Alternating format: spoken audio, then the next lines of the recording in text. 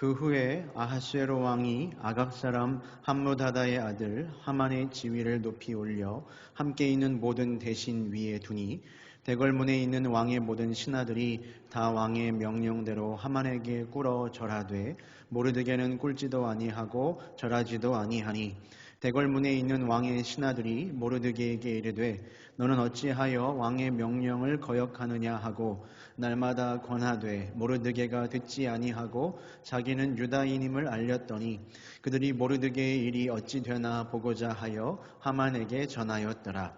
하만이 모르드게가 무릎을 꿇지도 아니하고 절하지도 아니함을 보고 매우 노하더니 그들이 모르드게의 민족을 하만에게 알림으로 하만이 모르드게만 죽이는 것이 부족하다고 생각하고 아하수에로의 온 나라에 있는 유다인 곧 모르드게의 민족을 다 멸하고자 하더라. 아하수에로 왕 제12년 첫째 달 곧 니산월에 무리가 하만 앞에서 날과 달에 대하여 부르 곧 제비를 뽑아 12째 달 곧 아다로를 얻은지라. 아멘.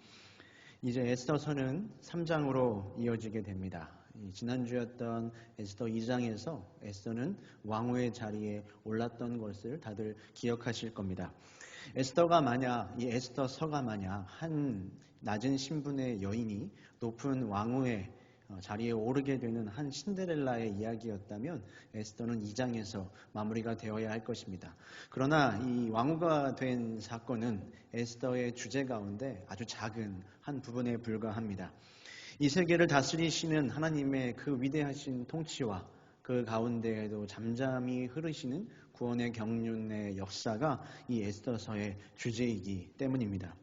그래서 2장에서도 첫 시작을 그 후에로 했던 것처럼 오늘 우리가 읽은 이 3장도 그 후에라는 말로 말씀을 이어가고 있습니다.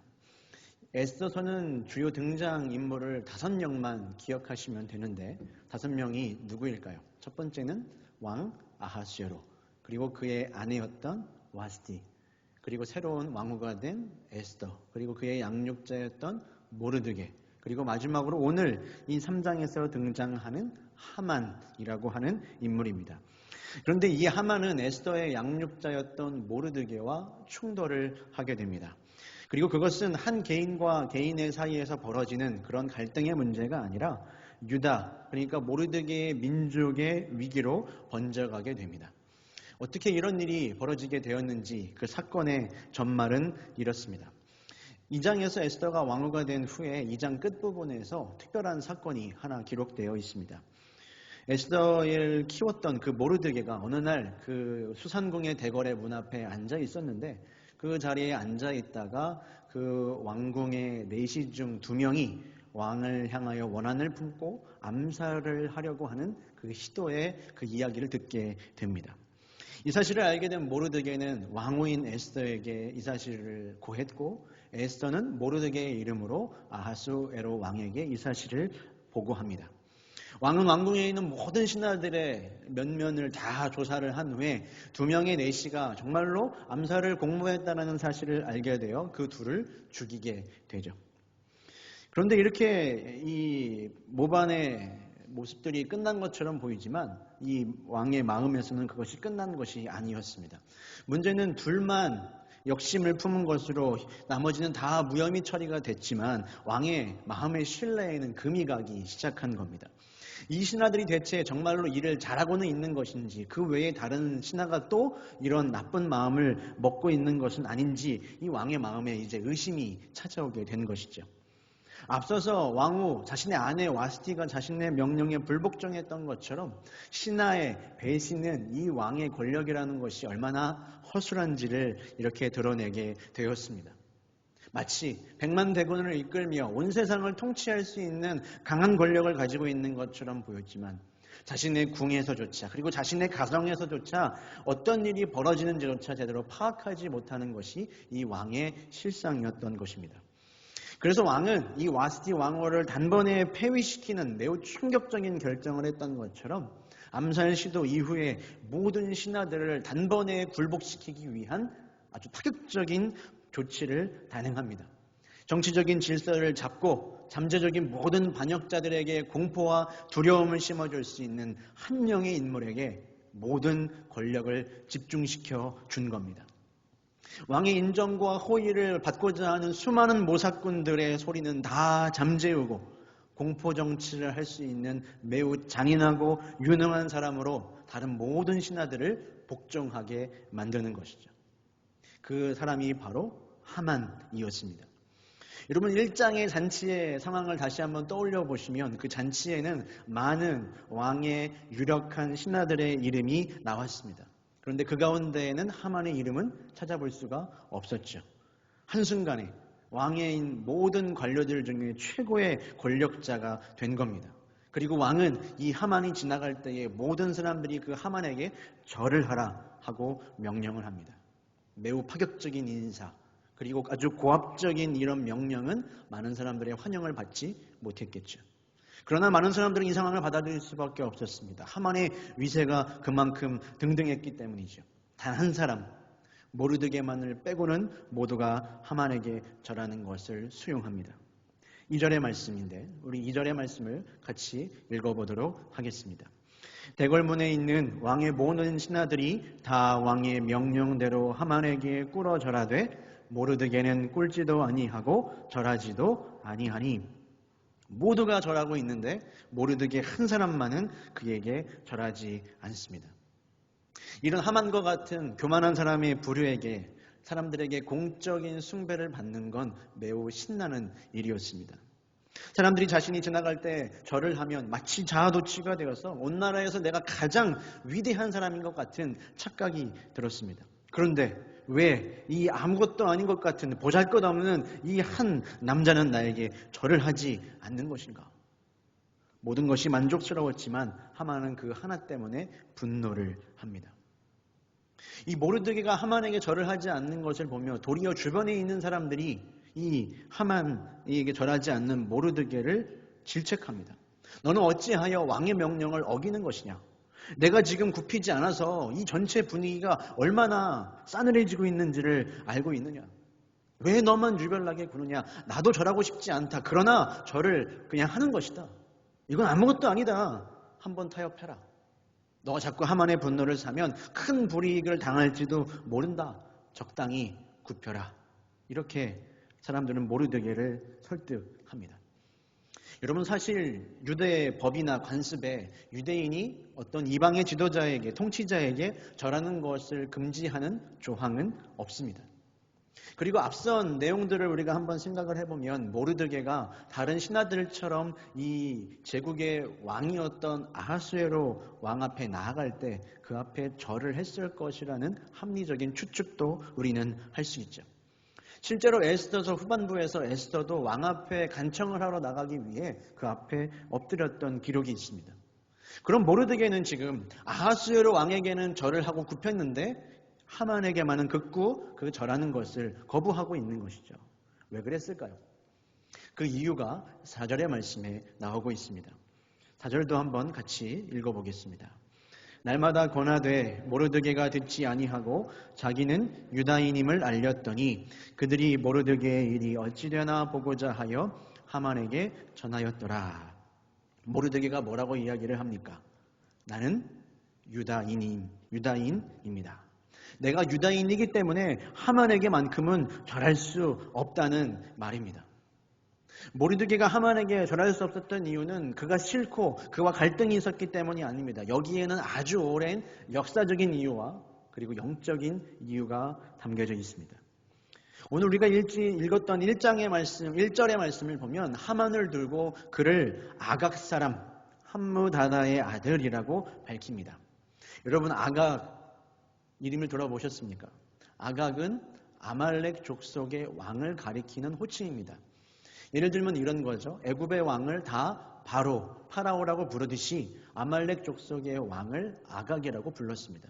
아각 자손이라는 말은 하만도 어디 출신이라는 뜻이겠습니까? 바로 아말렉 자손이라는 말입니다. 아말렉이 누구죠? 아말렉은 신명기 25장에서 하나님이 특별히 언급하는 족속이었습니다. 아말렉의 기억을 천하에서 지워버려라. 그만큼 하나님이 분노하시는 족속이었습니다. 왜 그런가? 얼마나 교활한지 긴 이 출애굽 여정 가운데 있는 이스라엘 백성들을 끊임없이 괴롭혔던 사람들입니다. 항상 뒤에 뒤처져서 약하게 낙오되었던 여인들과 어린아이들을 특별히 공격하던 하나님의 원수였습니다. 그리고 출애굽기 17장에서 모세가 손을 들고 전쟁을 벌였던 그 위대한 전투, 모세가 손을 들면 승리하고 모세가 손을 내리면 패배하던 그 위대한 전투도 아말렉과의 전투였습니다. 그리고 이어지는 사무엘상 15장을 보면 이스라엘의 첫 번째 왕이었던 사울이 아말렉과 전투를 벌입니다.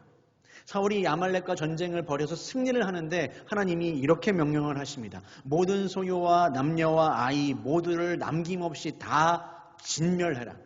하나님의 헤렘을 선포한 것이죠. 그런데 사울은 이 말씀에 순종하지 않습니다.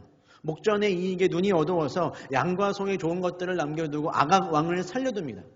바로 이 살려둔 사울이 불순종해서 살려둔 아각 사람들의 후손이 바로 하만이었던 것이죠. 그렇기에 하만은 당연히 자신의 종족을 진멸시켰던 유다인을 향한 뭘 품었겠습니까? 적대감을 가지고 있었습니다. 반면 모르드게는 사울 왕의 지파 베냐민 지파와 같은 출신이었습니다. 당연히 모르드게, 하만은 같이 양립할 수 없는 어쩔 수 없는 그런 사람들이었다는 거죠. 그러나 여기에는 더 중요한 영적인 의미가 존재합니다. 미드라시를 보면 말씀에서 오늘 사용하는 절했다라는 표현은 하나님께 순복했다라는 말을 할 때만 사용하는 단어입니다. 결국 이 말은 하나님께 예배하고 경배할 때만 사용하는 단어를 지금 하만이 요구했다라는 겁니다. 하만이 요구하는 것은 나에게 존경을 보이고 나에게 인사를 하라는 정도가 아니라 나를 경배하라는 것이었습니다. 그러니 하나님만 예배하고 하나님만 높여드려야 하는 이스라엘 백성으로서는 결코 따라갈 수 없는, 순응할 수 없는 명령이었다는 것이죠. 여러분, 하나님을 예배하는 자는 하나님과 겸하여 다른 것을 섬길 수 없습니다. 하나님을 예배하는 것을 우리가 중단하는 순간 우리는 다른 것을 섬길 수밖에 없는 연약한 존재이기 때문입니다. 그래서 어떤 순간에도 우리는 하나님을 예배하는 것을 멈추지 말아야 하는 것입니다. 이렇게 모르드게의 출신과 그리고 모르드게가 절하지 않는 모습을 보고 분노한 하만은 모르드게만 죽이는 걸로는 성이 차지 않았습니다. 그래서 왕에게 구해서 이 모르드게의 모든 민족, 모든 유다인들을 다 멸하는 칙령을 받습니다. 여러분, 교만한 자의 분노가 이렇게 무서운 겁니다. 그 분노가 확대되고 재생산되어서 정말 말도 안 되는 끔찍한 계획을 꾸미는 것이죠. 그리고 사울의 입장에 생각해보면 사울이 불순종에 남겨둔 그 작은 여지가 지금 반대로 뒤집어져서 모든 이스라엘 자신의 후손들을 멸절시킬 위기를 가져오게 된 겁니다. 하나님께 불순종한 결과도 매우 무서운 것이죠. 한 제국의 전체 한 민족이 한 나라에 학살되는 이러한 일이 자행될 것이 예상이 되니 유다인 말고도 모든 이 나라의 사람들이 혼란에 빠졌습니다.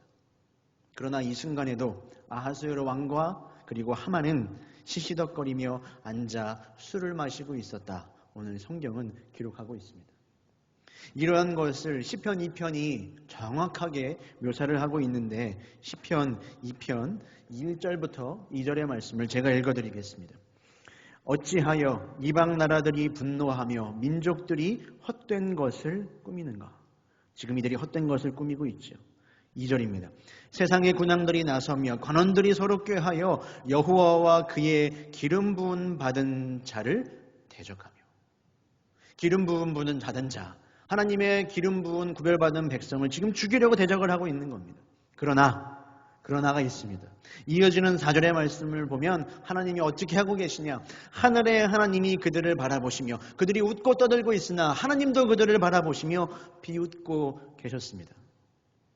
이 땅 가운데 하나님은 보이지 않았지만 하나님의 구원의 역사도 움직이고 있었기 때문이죠. 그것이 오늘 7절의 말씀인데 같이 읽겠습니다.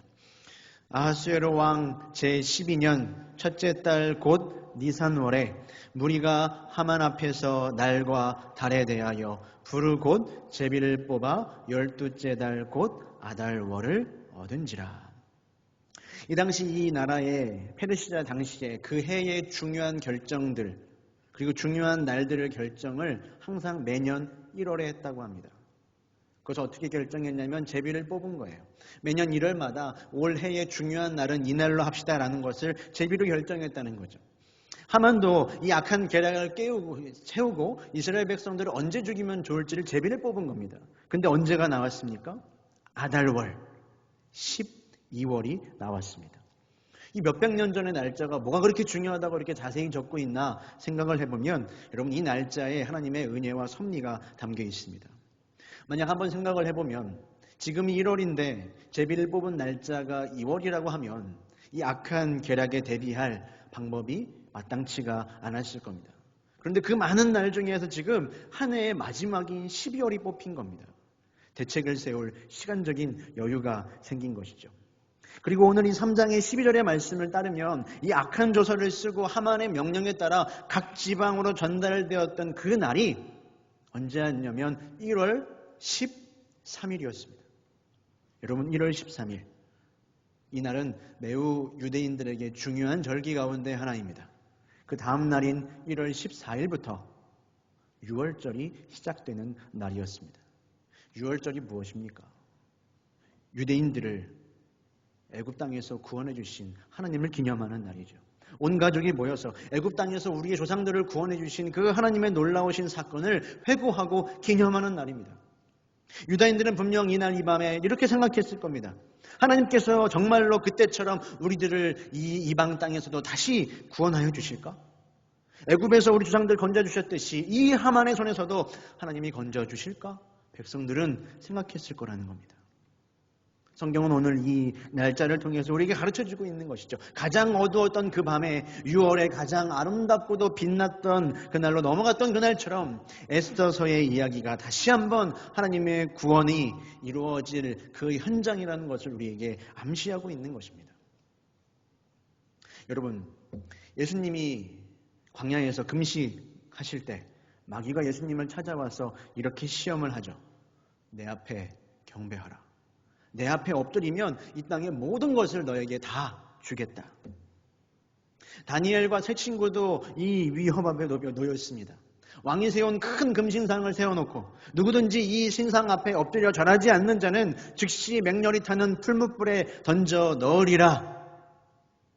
그리고 출애굽기 첫 장에서 악한 왕 바로는 유다인 중에 남자 아기를 다 죽이라는 명령을 내립니다. 그때 두 산파인 시브라와 부하에게도 이 고민이 놓이게 됩니다. 그리고 오늘 말씀에 이르기까지 여러분, 성경은 끊임없이 믿음의 사람을 시험하고 무릎 꿇으려는 많은 시도가 나옵니다. 마찬가지로 오늘도 세상은 우리를 시험하고 무릎 꿇으려고 합니다. 세상의 가치 앞에, 허탄한 신앙과 문화 앞에, 거룩하지 못한 죄의 유혹 앞에, 그리고 불의한 명령 앞에 우리를 굴복시키려고 합니다. 그리고 불의하고 불법적인 일들을 눈을 감게 하고 타협하게 하죠. 이제는 나아가서 하나님께 예배하는 것마저도 너무나 가볍게 여기도록 이 시대가 믿음의 사람들에게 도전하고 있습니다.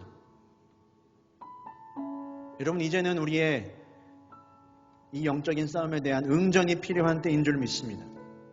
우리 시대에 하나님을 믿는 신앙인을 무릎 꿇게 하려는 우상과 우리는 싸워야 합니다. 내 안에 하나님이 아닌 다른 것들을 섬기게 하고 그 앞에 엎드리게 하는 여러분 죄와 싸워야 합니다. 왜냐하면 우리는 오직 하나님께만 무릎 꿇는 백성이기 때문입니다. 여러분, 우리의 정체성이 무엇인가요? 여러분, 뭐죠? 하나님의 백성, 하나님의 자녀죠. 우리 찬양 참 좋아합니다. 너는 내 아들이라. 오늘날 내가 너를 낳았다. 우리가 이 찬양에 참으로 감동을 받으면서는 왜 정작 하나님의 아들로서의 정체성을 지키기 위해는 몸부림을 치지 않는 겁니까? 매일 하나님께 기도할 때는 달라고, 하나님 이것을 주십시오라고도 외치면서 정작 왜 나는 하나님을 위해서 작은 것 하나도 내어놓지를 않는 겁니까? 여러분, 하나님 때문에, 하나님을 믿는 믿음 때문에 무엇 하나라도 포기한 일이 있으십니까? 모두가 가지 않는 그 좁은 길을 가다가 잘 되는 이야기가 아니라 정말로 쫄딱 망하더라도 나는 그 길을 가려고 몸부림치는 그런 사람이 이 자리 가운데 있습니까? 여러분, 우리는 하나님의 자존심입니다. 믿으시면 아멘 하시길 바랍니다. 우리는 하나님의 자존심이에요. 내 자존심이 상하면 그렇게 지키려고 애쓰는데 왜 하나님의 자존심으로서 왜 지키려고 하지 않습니까? 내가 그 길 가지 않으면, 내가 무릎 꿇으면 누가 하나님의 이름을 높이겠습니까? 내가 예배드리지 않으면, 내가 기도하지 않으면, 내가 경배하지 않으면 누가 하나님께 영광 올려드리겠습니까? 내가 우리 공동체를 지키지 않으면, 내가 우리 교회 지키지 않으면 여러분 누가 우리의 교회를 지키겠습니까? 이러한 믿음의 절개가 우리에게 있기를 소망합니다. 조금만 일이 잘 안 풀리면 하나님이 어디 계시냐고, 너는 성공했고 나는 실패했어라고 말하는 것이 아니라 어떠한 어두운 순간에도 하나님의 구원하심을 기대합시다. 어두운 날은 반드시 끝나고 빛은 찾아옵니다. 우리 앞에 놓여져 있는 이 광야와 같은 시간은 여러분 우리의 인생의 종착지가 아닙니다. 광야는 약속으로 향해 가는 하나님의 약속의 성취를 향해 있습니다. 오늘 이 모르드게는 자신의 위태로움과 민족의 위기를 감수하면서도 하만에게 엎드리기를 거부했습니다. 그가 모든 것들을 내려놓았을 때 이 싸움은 더 이상 하만과 모르드게의 싸움이 아니었어요. 그 순간 하만과 하나님의 싸움이 되었습니다. 그러한 싸움의 결과는 불보듯 뻔한 것이죠. 찬송가 357장의 말씀, 주 믿는 사람 일어나 다 힘을 합하여 이 세상 모든 마귀를 다 쳐서 멸하세. 저 앞에 오는 적군을 다 싸워 이겨라. 무엇을 이깁니까? 주 예수 믿는 힘으로 온 세상 이기네. 여러분, 주 예수를 믿는 힘이 온 세상을 이김을 믿습니다. 애굽 땅에서 처음 난 것들이 다 죽을 때 그 밤에 무엇으로 그 죽음을 이기고 넘어갔습니까? 예수 그리스도의 보혈이었습니다. 어린 양의 피였어요. 예수 그리스도만 우리는 구원 얻을 수 있고 예수 그리스도로만 우리는 승리할 수 있습니다. 오늘 이 밤에 주 예수를 믿음이 모든 것들을 이김을 믿음으로 선포합니다.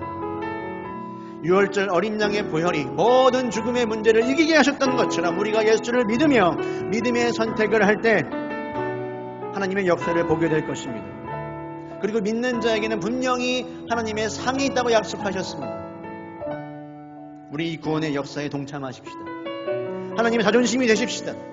여러분 앞에 믿음으로 싸우며 선택하고 또한 거부해야 할 일들이 무엇입니까? 오늘 결단하시길 바라요. 감동받으려고 하지 말고 오늘 결단합시다. 칠흑 같은 어둠 속에서도 예수 그리스도를 고백하는 것이 고통스럽지만 어두울 때 주님은 가장 밝히 빛나실 것입니다. 우리 이 믿음을 찬양으로 고백하며 하나님 앞에 나아가시겠습니다. 6월절 어린 양의 피로 나의 삶의 문이 열렸네. 저 어둠의 권세는 힘이 없네. 주 보혈의 능력으로 원수가 날 정죄할 때에도 난 의롭게 설 수 있네.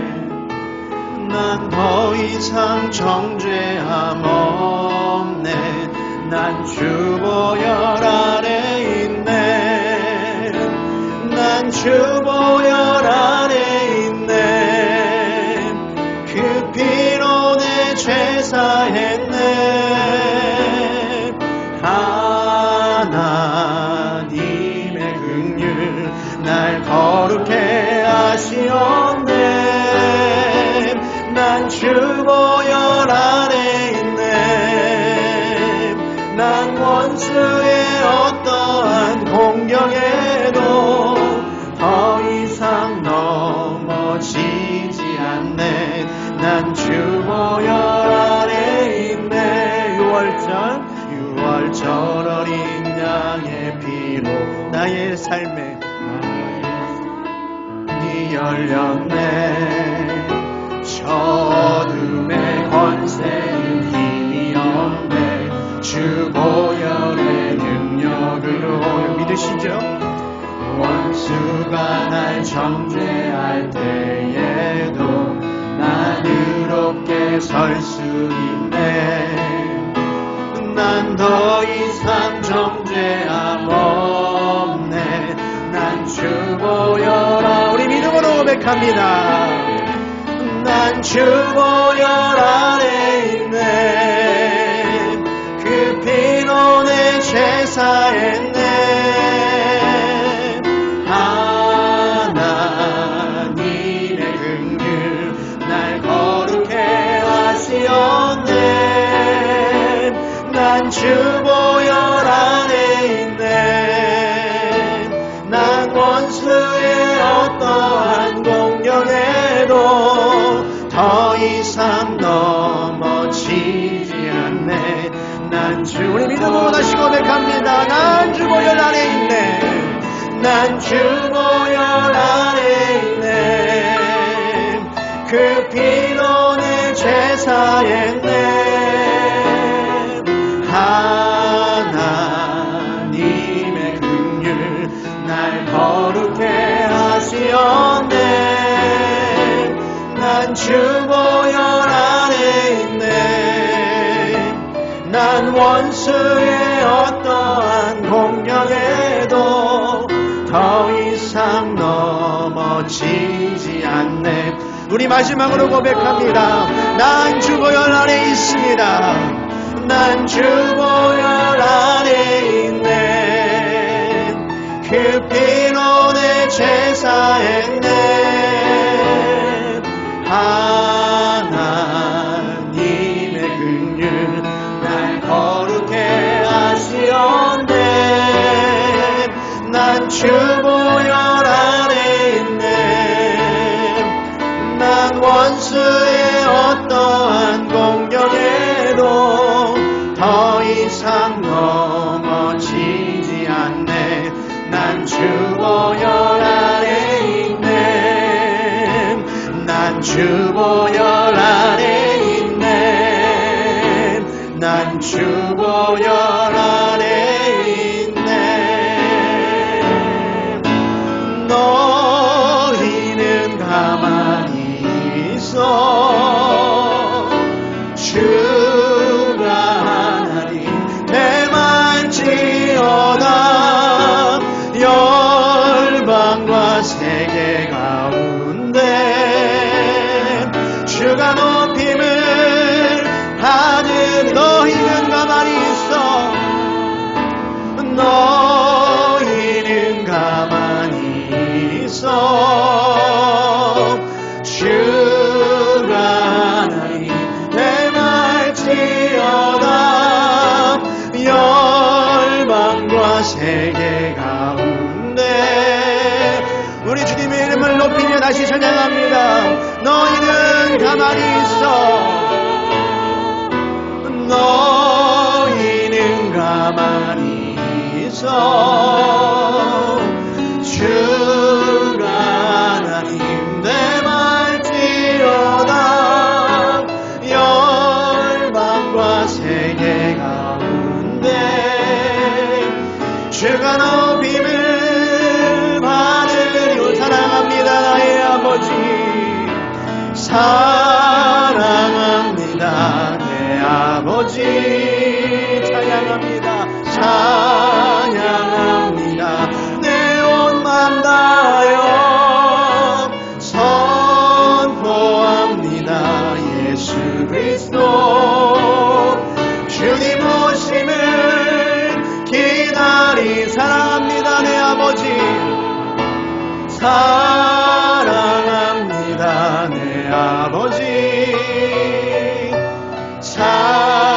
찬양합니다. 내 온 맘 다하여 선포합니다. 예수 그리스도 주님 오심을 기다리며. 하나님 저희들이 누구입니까? 하나님 저희들은 하나님의 거룩한 백성이고 자녀입니다. 하나님의 사람은 하나님이 아닌 모든 것들에 무릎 꿇지 않습니다. 굴복하지 않습니다. 그 어떠한 손해를 감수하더라도 하나님의 자존심을 지키는 자들입니다. 하나님 아버지를 믿는 믿음이 이길 줄로 믿습니다. 6월절 어린 양의 보혈로 오늘 우리는 승리합니다. 가만히 있어 주님이 하나님 되심을 보게 하여 주시옵소서. 우리 말씀 생각하시면서 주님을 한번 크게 부르시고 기도하겠습니다. 주여